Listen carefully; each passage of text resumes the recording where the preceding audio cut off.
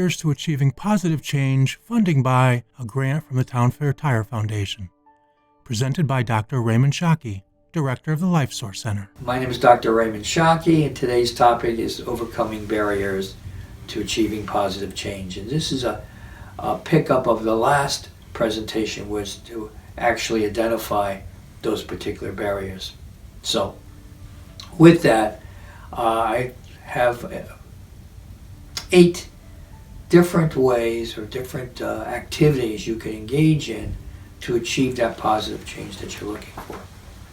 Okay, first of all, define for yourself specifically what kind of person you would like to be. It can be far-fetched, but in terms of your day-to-day living, I would think of the natural phenomena would be you think negatively. Oh, I did this is stupid, whatever, blah, blah, blah, blah. No, what I want you to do is to reverse that, and as you start the day, think about yourself in a very positive way. How do you want to see yourself? What kind of person do you want to portray to the community and also internally to yourself? So begin to actually look at that and be as specific as possible, even if you have to write it down, okay? Also be aware of those existing red flags, because whether you realize it or not, there's a constant barrage of people who will influence you not to change. Because if you change, they're going to have to change, because they're going to have to adjust to the new you. So be aware of people who behave in a certain way. As you change your behavior, they become more repetitive, more entrenched in their behavior. And again, it's not a conscious thing, but an unconscious thing, because, as I said in our previous talk, change is uncomfortable. Change is fearful, because you don't know what the future will bring. So they're struggling with that as well. So be aware of those red flags when people try to get you to be what they want you to be. And that's hard, because you don't want to offend someone, you don't want to change their opinion of you, or whatever the reason may be. Or most importantly, you don't want to take care of yourself. Most of us have an easier time taking care of other people and not taking care of ourselves. So that's where we become vulnerable to what other people want of us. Also be aware of your own natural resistance to change. And that doesn't mean that there's something wrong with you, there's something weak about you, there's something deficient about you. However, that goes back to a natural phenomenon that we all have. It goes back to that old fight-flight response when, during prehistoric times, when we were faced with a threat. We either fight that threat or we run away. And the purpose of it, either fighting or fleeing, is to bring us back to a state of equilibrium. So today we still struggle with that. So if we are wanting to change our behavior, that naturally, as we've talked about before, brings about stress. And the body and the mind resist that. Just resist that and wants to go back to that state of equilibrium. So in order to overcome that, is to face that fear, recognize it, and push through it. Because again, there's an unconscious need to go back to the state of equilibrium, the way we were before. The mind doesn't know whether it was functional or non-functional, dysfunctional for us or productive for us. It doesn't put any of those values on it. All it does is want to get you to the state of equilibrium. But in order to change, you're going to have to push yourself out of that state of equilibrium. Okay? The other thing is small sub-goals. In order to do small sub-goals are better for you than having this huge goal. Because if you have a huge goal, you're faced with that huge goal, it can be overwhelming for you. And if you set a goal that's too high initially, you're setting yourself up for failure. You're going to fall short. And when you do that, you're going to get hard on yourself. So it's important to have those small sub-goals, those goals that stretch you enough to move you forward, and as a result cause you some small stress, then have a big goal and then set yourself up for failure.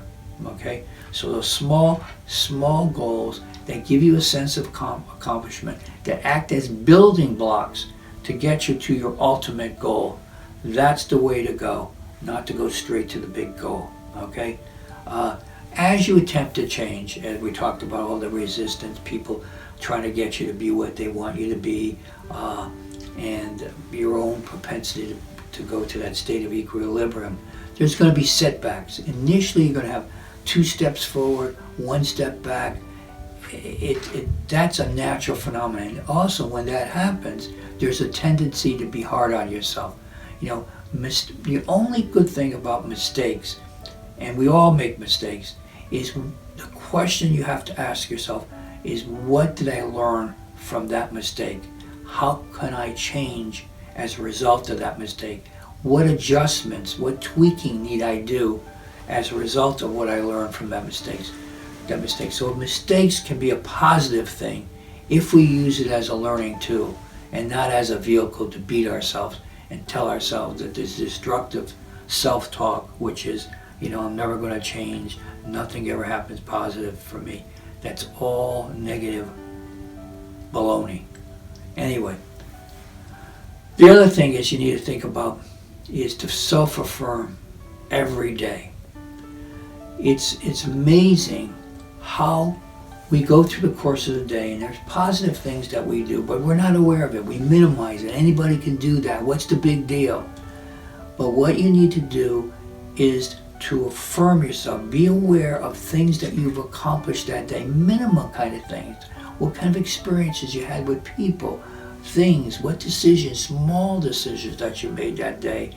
And at the end of the day, process that, even if you have to write them down, and begin to reframe your thinking, because what's easier for you is to reaffirm the negative, where you fall short. That's not a good thing for you, but to change that way of thinking into what happened to me that was good.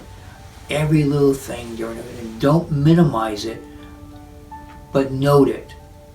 And that begins the process of reprogramming your thinking. Another thing is to develop relationships with positive people. There's a tendency we all have, it's almost like this cognitive dissonance, where we gravitate to people who think like we think. And more often than not, if we're a negative thinker, whether we realize it or not, we're going to gravitate to people who think like that. And it tends to feed itself, and it tends to reinforce the negativity that you experience in your own life about yourself and about your world. But if you gravitate to positive people, develop relationships with positive people, that's going to reinforce a different way of thinking. And you're going to begin to think, I like that trait of that person. I want to be like that person, or I want to have those characteristics. And that person becomes a model for your behavior, to see yourself and to see the world differently. And then the final thing is, make the most of the time you have here by living in the present. And you must have heard before, you got to be mindful of the present. And that's important. Doesn't mean you're negating the past or thinking about the future, but it means that you have to have some type of balance in your life. Balance between the past, the future, and the present. So when I'm saying being present, is be amazed about how much you miss during the course of the day by not being aware of what's around you. Flowers, trees, the sun, the rain, people who are saying things that may be very educational. And again, as I said to you earlier, stay away from the negativity. Not only, going back to what I said earlier, not only negative people, but negative things that go on in the media. Be aware of that negativism that surrounds you. So stay away from that. Be aware of the present and you'll be amazed how much you learn from people and things around you. Okay, so with that, we're going to close. Our next presentation is going to deal with fear of failure and fear of success. How do you deal with that? Okay, so with that, take care. A special thank you to the Town Fair Tire Foundation for making the production of Overcoming Barriers to Achieving Positive Change possible. Presented by Dr. Raymond Shocki. Services can be obtained by contacting the Life Source Center at lifesourcecenter.aol.com. Video production and voiceover by J. Scott Voices at jscottvoices.com.